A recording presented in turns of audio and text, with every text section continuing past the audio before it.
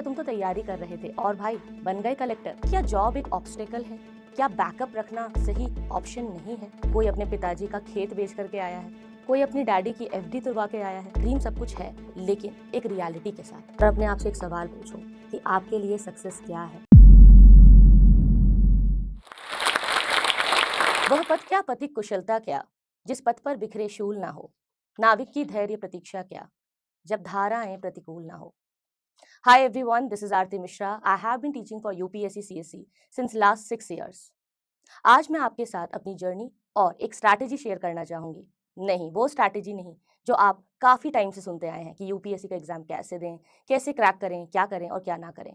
आज की स्ट्रैटेजी है उन एस्पिरेंट्स के लिए जो यूपीएससी सीएससी की इस जर्नी में अपने आप को इतना सक्षम बनाना चाहते हैं कि वो अपनी जिम्मेदारी खुद उठा सकें, देश की जिम्मेदारी उठाने से पहले। सबसे पहले बात करें तो मैंने अपनी जो एजुकेशन है उसमें ग्रेजुएशन की from Jesus and Mary college, Delhi university. I was topper of my college and then I completed my masters in history, after which I thought to start teaching for UPSC CSC. मुझे history से बहुत प्यार था, लेकिन यहाँ एक सवाल उठता है कि अगर हम पढ़ाएंगे या कोई और काम करेंगे या कोई भी हॉबी फॉलो करेंगे तो हम पढ़ाई कब करेंगे, फिर हम एग्जाम कब देंगे, एग्जाम क्रैक कैसे करेगा और क्या ये पॉसिबल है। तो जब भी आपके मन में ये सवाल आए तो आपको ये सोचना चाहिए कि ऐसे कितने ही एस्पिरेंट्स हैं जिन्होंने जॉब के साथ तैयारी की और इस एग्ज़ाम को क्रैक किया। और ऐसे बहुत सारे एग्जाम्पल्स हैं जहां एस्पिरेंट्स बिना जॉब के थे पर फिर भी वो एग्ज़ाम क्रैक नहीं कर पाए। तो क्या जॉब एक ऑब्स्टेकल है? क्या बैकअप रखना एक सही सिचुएशन या सही ऑप्शन नहीं है? यहाँ सवाल उठता है कि अगर ये सही है तो इसे शुरू कैसे करें और किस तरह से मोटिवेटेड रहें। तो आइए बात करते हैं इस पूरी जर्नी की। तो सबसे पहले हम बात करें कि इसकी ज़रूरत क्या है। ज़रूरत इसलिए है कि एग्ज़ाम में जो यूपीएससी एस्पिरेंट्स हैं उन्हें मैच्योर होने की, प्रैक्टिकल एक्सपीरियंस की काफ़ी ज़रूरत होती है। और यही चीज़ आपकी तैयारी में, आपके आंसर्स में, आपके एथिक्स के एग्ज़ाम में और इंटरव्यू में झलकती है। इंटरव्यू की तैयारी उस दिन शुरू नहीं होती जब इंटरव्यू का समय आता है, लेकिन ये तैयारी उस दिन से शुरू हो जाती है जिस दिन से आपने जन्म लिया और जब तक आप इंटरव्यू पैनल के उस कमरे में एंटर नहीं करते। इंटरव्यू वाले दिन तक आपकी तैयारी चलती ही रहती है। और इसी तैयारी को और भी अच्छा बनाने का, प्रैक्टिकल एक्सपीरियंसेस को गेन करने का सही तरीका है कि आप कुछ ना कुछ नया सीखें और अपने पैरों पर खड़े रहें। कई बार आपने सुना होगा कि लोग इस तैयारी में काफ़ी डरे होते हैं, डिप्रेस्ड होते हैं, डीमोटिवेटेड होते हैं, काफ़ी स्ट्रेस्ड होते हैं, ये सोच करके कि भाई अगर एग्ज़ाम में सक्सेस नहीं मिली तो क्या होगा। देखिए, एग्ज़ाम में तो आपको सक्सेस ज़रूर मिलेगी और अगर सक्सेस नहीं भी मिली तो ऐसे ही काफ़ी सारे दूसरे स्टेट्स के और अलग अलग तरीके के एग्ज़ाम हैं जो कोई ना कोई आप ज़रूर क्रैक कर लेंगे अगर आप ऑनेस्टली पढ़ाई कर रहे हैं। लेकिन यहाँ पर आपको ये सोचना चाहिए कि समाज में आपके रिलेटिव्स, आपके जानने वाले आपसे क्या पूछते हैं। आपने एक डायलॉग ज़रूर सुना होगा कि अच्छा तैयारी कर रहे हो, कुछ सालों बाद सुनने को मिलेगा कि अच्छा तुम तो तैयारी कर रहे थे और भाई बन गए कलेक्टर, और भाई हो गया तुम्हारा एग्जाम, बन गए डीएम। अगर कोई भी आपके फेलियर को जज करे और आपके ऊपर सवाल उठाए तो उस समय वो आपसे नजरें ना मिला पाए। और आप इतने ज़्यादा सेल्फ डिपेंडेंट हैं कि लोगों को ये पता है कि आप जो भी कर रहे हैं लाइफ में सही कर रहे हैं, क्योंकि आपका घर चलाने के लिए, आपको हर चीज़ की, आपकी हर एक ज़रूरत को पूरा करने के लिए कभी समाज में कोई और नहीं आता, आप खुद रहते हैं। यहाँ पर एक और चीज़ है जो जाननी चाहिए कि शुरुआत में किस तरह से आगे बढ़ना है और इसे पढ़ाई के साथ कैसे टैकल करना है। जो भी आपका काम है वो आपको पसंद होना चाहिए। और दूसरी चीज़ ये है कि इसमें आपको टाइम टू टाइम ब्रेक्स भी लेने पड़ेंगे।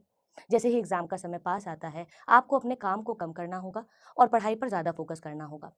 हालाँकि ये पॉसिबल नहीं है कि इतनी सारी फ्लक्चुएशंस और एडजस्टमेंट के साथ आपको कोई जॉब मिल सके, लेकिन कोशिश करने से सब कुछ मिल जाता है।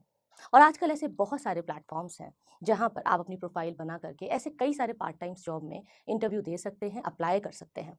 अब यहाँ बात करते हैं कि क्या-क्या बैकअप ऑप्शंस हो सकते हैं आपके लिए। सबसे पहले अगर यूपीएससी की जर्नी में आप पढ़ाई कर रहे हैं, तो आप जानते ही हैं कि ये इंडस्ट्री कितनी बड़ी है। यहाँ सिर्फ टीचर्स की ही नहीं, बल्कि उन लोगों की भी ज़रूरत है जो टेक्निकली चीज़ों को हैंडल कर सकें, एक अच्छा कंटेंट डेवलप कर सकें, लोगों को गाइड कर सकें, मेंटरशिप दे सकें, चीज़ों को कोऑर्डिनेट कर सकें। और ये चीज़ें शायद आपको इसलिए नहीं पता क्योंकि आपने रियल टाइम ऑफिस कभी देखा ही नहीं है, कभी महसूस ही नहीं किया है कि कितने सारे अलग-अलग तरीके के काम होते हैं और कितना कुछ होता है सीखने के लिए। आप समाज के लिए कुछ करना चाहते हैं और इसलिए आप इस एग्ज़ाम की तैयारी कर रहे हैं, लेकिन इस तैयारी में भी आप समाज को कुछ ना कुछ दे सकते हैं और बहुत कुछ समाज से ले सकते हैं और यही ली हुई सीख आपको अपने एग्ज़ाम को क्रैक करने में हेल्प करती है। और इसलिए ये ज़रूरी है कि एक अच्छा बैकअप आपके पास ज़रूर रेडी हो। पर क्या बैकअप सभी के लिए ज़रूरी है?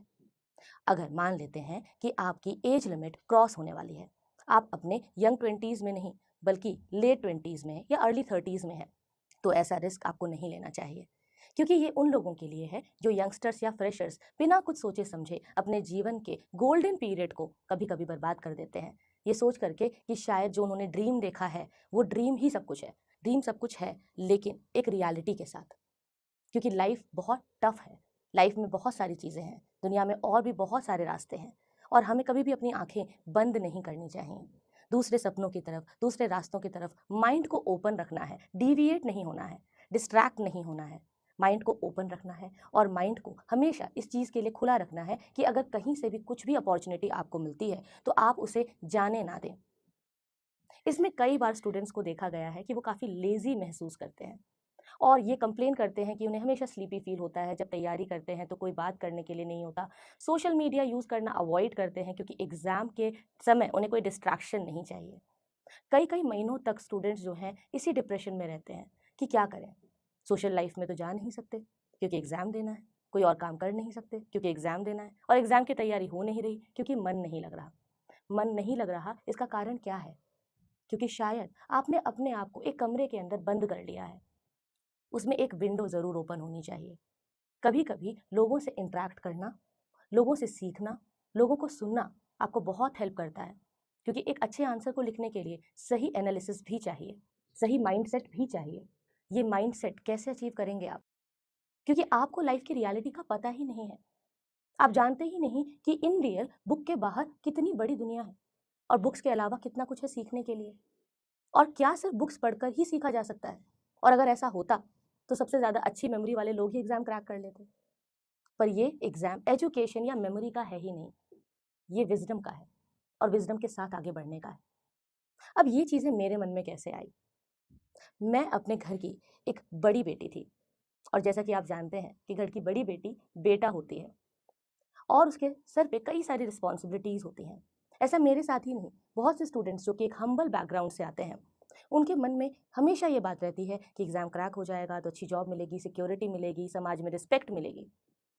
लेकिन यकीन मानिए कि इससे भी कहीं ज़्यादा रिस्पेक्ट, कहीं ज़्यादा लग्ज़री आप अर्न कर सकते हैं इस एग्ज़ाम की जर्नी में अपने लिए एक बैकअप बना के। और कई सालों बाद अगर कोई आपके सामने खड़ा हो तो वो आपको कभी भी धिक्कार ना सके। मैंने कई बार देखा है, जब एस्पिरेंट्स दिल्ली आते हैं तो कोई अपने पिताजी का खेत बेच करके आया है, कोई अपनी डैडी की एफडी तुड़वा के आया है, कोई अपनी सारी सेविंग्स छोड़ करके आया है। इतने सारे संघर्ष के बाद बहुत सारे लोग दिल्ली पहुंचते हैं। लगभग 10 लाख लोग हर साल एग्जाम की तैयारी करते हैं। 5 to 7 लाख प्रीलिम्स में अपेयर होते हैं और उसके आधे मेंस तक भी नहीं पहुंच पाते, और लगभग 1000 सीटें होती हैं। यकीन मानिए कि अगर इन सभी एस्पिरेंट्स को आप मानते हैं कि अच्छा चलो सबका नहीं निकलता क्योंकि सभी लोग इतने ज़्यादा अच्छे से पढ़ाई नहीं करते, या हर कोई शायद इतना अच्छा स्टूडेंट नहीं होता, पर अगर 50% को हम मान लेते हैं कि वो बहुत अच्छे स्टूडेंट्स नहीं भी हैं, तो भी लगभग 50% यानी कि 4-5 लोग काफ़ी अच्छे स्टूडेंट्स होते हैं। उन 4-5 लोगों में से लगभग 2 लाख लोग तो ऐसे होते होंगे जिनकी जो ज़िंदगी है वो दांव पर लगी होगी, और उसमें से कुछ लाख लोग तो शायद ऐसे होते होंगे, या कुछ हज़ार स्टूडेंट्स तो शायद ऐसे होंगे कि जिनका अगर एग्ज़ाम क्रैक नहीं हुआ तो शायद उनके जीवन में उनको जीने के लिए कोई और रास्ता ही ना मिल सके, शायद उनका जीवन पूरा अंधकार में चले जाए, और वो बहुत डिजर्विंग है। अगर मैं कहूँ कि लगभग 50,000 टू 1 लाख एस्पिरेंट्स काफ़ी डिजर्विंग होते हैं, और उसमें से 10,000 तो इतने ज़्यादा डिजर्विंग होते हैं कि वो इस देश के सबसे अच्छे डीएम बन सकते हैं, तो आप मानेंगे ना? लेकिन क्या 10 लाख लोगों का जो ये एग्ज़ाम का सपना देखते हैं, उनमें से क्या वो 50,000 या लाख लोगों का सिलेक्शन हो जाता है? नहीं, क्योंकि सीट्स कम हैं। आप चाहे कितना ही अच्छा पढ़ लें, आपको ये पता होना चाहिए कि सीट्स हमारे पास काफ़ी कम है। लगभग 1000 सीट्स ही होती हैं। लेकिन हाँ, आपका फोकस सिर्फ एक सीट पर होना चाहिए जो आपको चाहिए। इस फोकस को आपको कभी नहीं हिलाना। आपको सिर्फ एक सीट की ज़रूरत चाहिए, बाकी सारी आपके किसी काम की नहीं है। लेकिन इसका मतलब ये नहीं है, मोटिवेशन और ओवर कॉन्फिडेंस में एक छोटा-सा अंतर होता है। इस जर्नी में आप देखेंगे कि अलग-अलग इंस्टीट्यूशंस, कोचिंग सेंटर्स, टीचर्स आपको ये गाइड करते हैं कि एग्ज़ाम के लिए क्या पढ़ना है, क्या नहीं पढ़ना, क्या सही, क्या गलत है। पर कोई आपकी पर्सनैलिटी को, आपको डेवलप नहीं करता, क्योंकि हमें ये मानना पड़ेगा कि ये सारी ही चीज़ें एक सिस्टम का हिस्सा है। इस सिस्टम में कई सारे लोगों के मोटिव्स और प्रॉफिट्स जुड़े हुए हैं। वो शायद चाहते ही नहीं है कि आप रियलिटी को समझें, क्योंकि अगर सभी लोग रियलिटी को समझ जाएंगे तो फिर दुनिया में बहुत सारे काम रुक नहीं जाएंगे। काफ़ी सारे काम, काफ़ी सारे प्रॉफिट्स, काफ़ी सारे इन्वेस्टमेंट्स इसीलिए होते हैं क्योंकि हमारे यंगस्टर्स जानते ही नहीं कि उन्हें चाहिए क्या। आप तो ये जानते ही होंगे कि एक बहुत बड़ा बिजनेस कैसे बनता है, एक बहुत अच्छा प्रॉफिट कैसे बनता है। एक बहुत अच्छा प्रॉफिट बनता है एक बहुत अच्छे प्रोडक्ट से, और एक बहुत अच्छा प्रोडक्ट बनता है एक बहुत बड़ी प्रॉब्लम को सॉल्व करके। यानी कि जितना बड़ा हमें प्रोडक्ट बनाना है उतनी ही बड़ी प्रॉब्लम को हमें सॉल्व करना पड़ेगा। जितनी बड़ी प्रॉब्लम को हम सॉल्व करेंगे उतना ही ज़्यादा प्रॉफिट और उतना ही अच्छा मार्जिन हमें मिलेगा। लेकिन आप ये समझिए कि इस देश की सबसे बड़ी प्रॉब्लम क्या है। हमारे पास एक बहुत बड़ी यंग पॉपुलेशन है, लेकिन इंडिया अपनी इतनी बड़ी यंग पॉपुलेशन को संभाल नहीं पा रहा। इसकी एनर्जी को कहाँ लेकर के जाएं, कैसे यूटिलाइज करें, हम इसे नहीं समझ पा रहे। और कई सारे लोग सिंसियरली प्रिपेयर करते हुए ये भूल जाते हैं कि कितनी सारी रियलिटीज से वो मुंह मोड़ रहे हैं। तो इन सभी रियलिटीज की तरफ आपको जरूर नजर डालनी चाहिए। आप जिस भी काम में अच्छे हैं वो काम करते रहिए, अपनी स्किल्स को अपग्रेड करते रहिए। और ऐसा ज़रूरी नहीं है कि इस बैकअप प्लान में, इस जॉब की जर्नी में आपको एक ही पाथ फॉलो करना है। अगर मैं अपनी खुद की बात करूं तो मैंने अपनी तैयारी के बीच में जब पढ़ाना शुरू किया तो मुझे ज़्यादा डिस्ट्रैक्शन नहीं चाहिए थी। I started working from home, and जब घर से ही काम कर रही थी तो वहाँ पर मुझे अनअकैडमी का प्लेटफॉर्म मिला जहाँ मैंने 5 to 6 years पढ़ाया। लेकिन फिर ऑनलाइन पढ़ाने के बाद ये फील हुआ कि अब मुझे ऑफलाइन भी जाना चाहिए। Then I joined offline coaching. तो इसका क्या मतलब है कि स्ट्रैटेजी को टाइम के साथ अपडेट करना, बदलना, संभालना, अपनी स्किल्स को अपग्रेड करना भी बहुत ज़रूरी होता है। आप एक सिंगल लाइन, एक वही पुराना काम डेली करके ये नहीं मान सकते कि लाइफ में कुछ नया हो जाएगा, लाइफ में कुछ चेंज हो जाएगा। अगर आप एक पूरा ज़िला संभालना चाहते हैं, देश के लिए अच्छी पॉलिसीज़ बनाना चाहते हैं, तो वो कैसे बनाएंगे जब आप खुद को ही नहीं संभाल पा रहे। तो खुद को संभालना बहुत ज़रूरी है। और जब आप खुद को संभाल पाएंगे, अपने परिवार को संभाल पाएंगे, अपने घर को संभाल पाएंगे, तो ही आप देश को भी संभालने के लायक बनेंगे। तो अपने आप से पूछिए कि क्या आप इतने लायक हैं, और क्या सिर्फ 4 चीज़ें पढ़ने से, कुछ फैक्ट्स याद करने से आप उतने लायक बन जाएंगे? नहीं। शायद ज़रूरत है कि अब आप सोचें इस बारे में और ध्यान दें अपने ऊपर, और स्पेशली तब अगर आप एक मिडिल क्लास बैकग्राउंड से आते हैं, एक स्ट्रगलिंग बैकग्राउंड से आते हैं, अगर आपके पीछे शायद कोई नहीं खड़ा है, अगर आपके ऊपर बहुत सारी रिस्पॉन्सिबिलिटीज़ हैं, तो इतना बड़ा रिस्क लेने से पहले एक बार सोचिएगा ज़रूर। बात करें अगर हिस्ट्री की, तो हिस्ट्री ही मेरा सब्जेक्ट है और मैं हिस्ट्री ऑप्शनल भी पढ़ा रही हूँ। मैं आपको बताना चाहूँगी कि हिस्ट्री पढ़ने का सही तरीका ये है कि आप सिर्फ डेट्स, नेम्स और इवेंट्स याद करने के पीछे मत भागिए। आप उसके मैसेजेस को समझिए। ये आपकी कंट्री की एक स्टोरी है। आप सोचिए कि अगर आपको अपने देश के बारे में जानना है, कुछ भी पता करना है या उसकी अच्छी पॉलिसीज़ बनानी है, तो क्या आपको उसके इतिहास के बारे में सही-सही जानकारी नहीं होनी चाहिए? ये जानकारी आप कैसे ले सकते हैं? बहुत से स्टूडेंट्स एनसीईआरटी की बेसिक बुक्स को इग्नोर कर देते हैं। तमिलनाडु बोर्ड की जो बुक्स हैं 11th-12th की, उसको इग्नोर कर देते हैं और सोचते हैं कि स्टैंडर्ड बुक्स पढ़ के ही सब कुछ हो जाएगा। ऐसी गलती आपको नहीं करनी चाहिए। कोशिश ये कीजिए कि आप हर चीज़ को अच्छे से पढ़ें और सबसे पहले अपने फाउंडेशन को स्ट्रॉन्ग करें, जो कि 6th क्लास की एनसीईआरटी से ही शुरू हो जाना चाहिए। और उसके बाद आपके पास स्पेक्ट्रम है और कई सारे और भी ऑथर्स हैं जिनकी बुक को आप पढ़ सकते हैं, लेकिन फाउंडेशन को मजबूत करने के बाद ही ऐसा करना चाहिए। और जब आप पढ़ें तो अपनी थर्ड रीडिंग में आपको नोट्स भी बनाने चाहिए। नोट्स हमेशा फ्लो चार्ट में बनाने चाहिए ताकि एग्जाम से पहले आप उसे जल्दी से जल्दी रिवाइज करें और पढ़ सकें। यूपीएससी की इस प्रिपरेशन जर्नी में आपको कई बार बताया जाता है कि क्या करना चाहिए, क्या पढ़ना चाहिए और कैसे करना चाहिए, लेकिन कुछ ऐसी बातें हैं जिसमें आपको ये पता होना चाहिए कि क्या ना करें। जैसे कि न्यूज़पेपर्स को अवॉइड करने की गलती।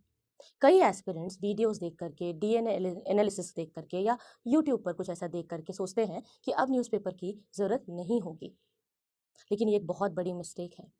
ऐसा आपको नहीं करना चाहिए। खुद से न्यूज़पेपर ज़रूर पढ़ें। अगर नोट्स नहीं बना सकते तो आप मंथली मैगजीन का सहारा ले सकते हैं, लेकिन पढ़ना ज़रूर चाहिए और अंडरलाइन ज़रूर करना चाहिए जब भी कुछ इंपॉर्टेंट आए। इसके अलावा बेसिक जो बुक्स होती हैं उनको अवॉइड करना और उनकी वीडियोस देख करके ये सोचना कि काफ़ी हो गया है। जैसे कि मेरा पहला कोर्स जो कि एनसीईआरटी के क्रैश कोर्स पर आधारित था, उसमें हमारा ये एक पूरा रोल होता था कि हम एक ही दिन में पूरी बुक को कवर करेंगे, एक ही लेक्चर में। और कई बार वो लेक्चर 1 आवर या 2 आवर्स का ही होगा। सो 1 डे 1 बुक का ये फॉर्मूला काफ़ी पॉपुलर हुआ। लोगों ने इसे बहुत पसंद भी किया, काफ़ी सारे स्टूडेंट्स ने इसे ज्वाइन भी किया। लेकिन स्टूडेंट्स यहाँ एक बात भूल गए कि जब वो ऐसी कोई भी videos, courses, classes, even offline coachings को भी अगर ज्वाइन करते हैं, तो वहाँ ये भी ज़रूरत है कि वो अपनी भी सेल्फ स्टडी करें, क्योंकि आपकी सेल्फ स्टडी को कोई बीट नहीं कर सकता। कोई वीडियोस नहीं, कोई टीचर्स नहीं, कोई कोचिंग्स नहीं, कोई गाइडेंस नहीं। सेल्फ स्टडी बहुत ज़्यादा ज़रूरी है। इस सेल्फ स्टडी की जो एक पावर है, इसको बहुत से एस्पिरेंट्स इग्नोर कर देते हैं और रिलाय करते हैं अपनी स्पून फीडिंग वाली गाइडेंस पर कि हमें कोई बताएगा तब हम करेंगे, कोई हमें सिखाएगा कि नोट्स कैसे बनाने हैं तब हम बनाएंगे। आपको कर करके सीखने की एक आदत डालनी पड़ेगी, क्योंकि जब आप खुद एक चीज़ की प्रैक्टिस करते हैं और प्रैक्टिस कर करके उसको सीखते हैं, सुधारते हैं, तो आप एंड में एक ऐसे रिजल्ट पर पहुंचते हैं जो एक बेस्ट माइलस्टोन होता है, जो एक एग्जाम्पल सेट करता है सबके लिए।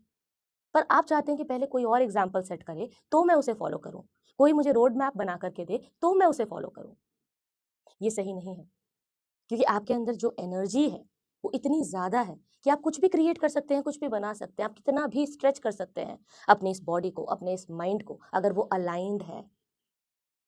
अदरवाइज सिर्फ तलाश करते रहना कि शायद कोई मिलेगा मुझे, कुछ तो ऐसा होगा लाइफ में जिससे मेरी आंखें खुल जाएंगी और मैं बदल जाऊंगा और मैं दुनिया बदल दूंगा, तो शायद ऐसा कभी ना हो।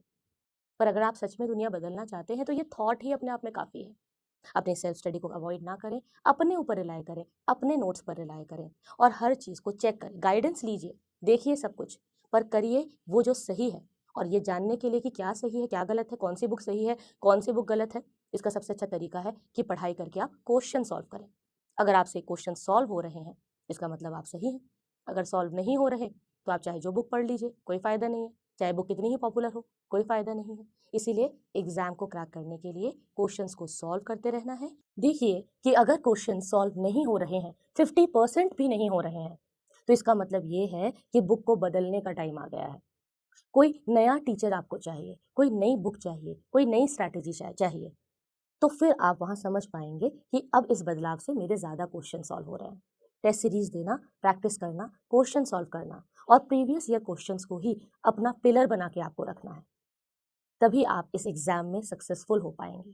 आई होप गाइज ये सभी स्ट्रैटेजीज आपको अपने एग्जाम प्रिपरेशन में हेल्प करेंगी, एक सही बैकअप को चूज़ करने में हेल्प करेंगी, अपने स्किल्स को मजबूत करने में मदद करेंगी। और फिर भी आपको अगर लगे कि मैं क्या कर रहा हूँ, सही हो रहा है, गलत हो रहा है, अगर आप किसी भी डिलेमा में हो, तो वो करो जो आपको सही लगता है और अपने आप से एक सवाल पूछो कि आपके लिए सक्सेस क्या है। सक्सेस की डेफिनेशन जो दूसरों ने बनाई है वो डेफिनेशन सही नहीं है, पर अगर आप सक्सेसफुल होते हैं तो आप अपने आप को कहाँ देखते हैं, कैसा देखते हैं, आपकी लाइफ कैसी होती है, क्या आप वैसी ही लाइफ क्रिएट कर रहे हो? और अगर कर रहे हो तो आप सही कर रहे हो। Thank you so much for watching.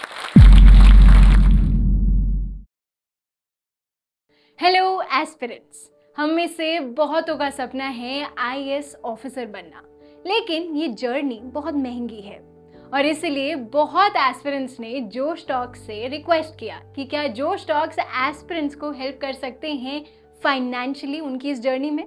तो इसलिए जोश टॉक्स ने कांटेक्ट किया इंग्लिश मीडियम के लिए केएसजी आईएएस के खान सर को और हिंदी मीडियम के लिए संस्कृति आईएएस को। शायद खान सर और केएसजी आईएएस की इंट्रोडक्शन ही देने की जरूरत नहीं है। देश के सबसे जाने माने और रिस्पेक्टेड इंस्टीट्यूट्स में से है केएसजी। सृष्टि जैन देशमुख, शायद आपने नाम सुना हो, सर की ही स्टूडेंट रही हैं जिन्होंने 2018 में AIR 5 हासिल की। वहीं संस्कृति आईएएस के भी बहुत स्टूडेंट्स ने यूपीएससी में टॉप रैंक्स प्राप्त की हैं।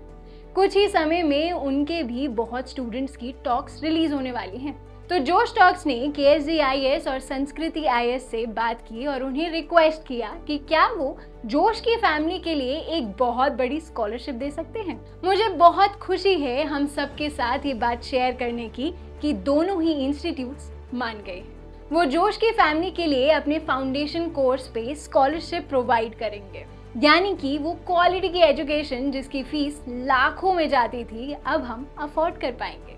ये हेल्प वैल्यूएबल है सबसे ज़्यादा हम नए एस्पिरेंट्स के लिए, जिन्हें फाउंडेशन कोर्स करना तो है लेकिन लाखों की फीस हम अफोर्ड नहीं कर सकते। जोश फैमिली की ये स्कॉलरशिप पाने के लिए हम नीचे दिए गए गूगल फॉर्म को फिल कर सकते हैं। जब आपको कॉल आए तो प्लीज़ ये मेंशन करना मत भूलना कि आप जोश फैमिली के पार्ट हैं, ताकि आपको ये स्कॉलरशिप मिल पाए। जोश टॉक्स को बहुत गर्व है कि अब एस्पिरेंट्स को जोश सिर्फ कहानियों से नहीं बल्कि असलियत में फाइनेंशियली सपोर्ट कर पा रहा है। जोश टॉक्स का सपना कभी भी सिर्फ टॉक्स बनाना नहीं था। जोश का मानना है कि हम सब में एक काबिलियत है अपनी जिंदगी में कुछ बड़ा हासिल करने की, मगर जिंदगी की कुछ परिस्थितियां हमें अपने अंदर के टैलेंट को बाहर नहीं निकालने देती। लेकिन अब कम से कम हमारी फाइनेंशियल स्थिति हमें अपने IAS बनने के सपने से रोक नहीं सकती। जोश टॉक से एक बड़े भाई या बहन की तरह हर वक्त हम सबको जिंदगी में आगे लेके जाने के प्रयास में लगा रहेगा। आप बस जाके अपना 100% दीजिए, एक भी दिन जाया ना होने दें, बाकी जोश संभाल लेगा।